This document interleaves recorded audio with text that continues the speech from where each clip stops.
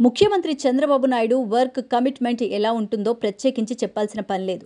ఒకసారి ఏదైనా డిసైడ్ అయ్యారంటే ఆయన మాట ఆయనే వినరని పేరు. ఇక 75 ఏళ్ల వయసులో 45 ఏళ్ల క్రితం నాటి సీఎంను చూస్తారంటూ చెబుతున్న చంద్రబాబు మాటల్లోనే కాదు, చేతల్లోనూ ఆ పని చేసి చూపిస్తున్నారు.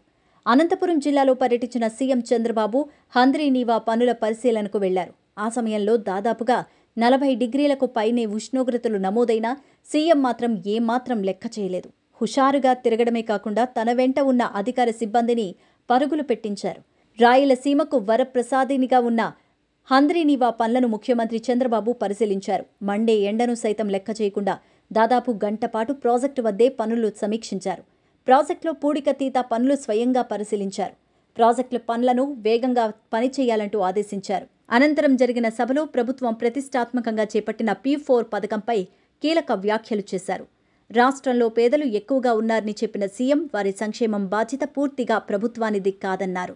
సమాజం నుంచి పైకి వచ్చిన ఉన్నత ఆదాయ వర్గాల వారు పేదలకు సాయం చేయాలని పిలుపునిచ్చారు.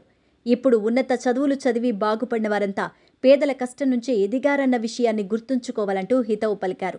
ఈ నేపథ్యంలో రాష్ట్ర ప్రభుత్వం అమలు చేస్తున్న P4కు ప్రతి ఒక్కరూ సహకారం తెలపాలని కోరారు. రాష్ట్రంలో 2 లక్షల మంది పేదలను ఉన్నత వర్గాలుగా తీర్చిదిద్దాలంటూ తమ ప్రభుత్వం లక్ష్యంగా పెట్టుకున్నట్టు సీఎం చంద్రబాబు చెప్పారు. ప్రైవేట్ ప్రభుత్వ భాగస్వామ్యంతో పేదలను పైకి తీసుకురావడం ఉన్నత వర్గాలుగా ప్రతి ఒక్కరి కర్తవ్యమన్నారు.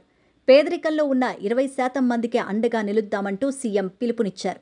రాష్ట్రంలో పేదలు వచ్చే 4 ఏళ్లలో ధనవంతులు కావాలన్నదే తమ సంకల్పమంటూ ప్రకటించారు.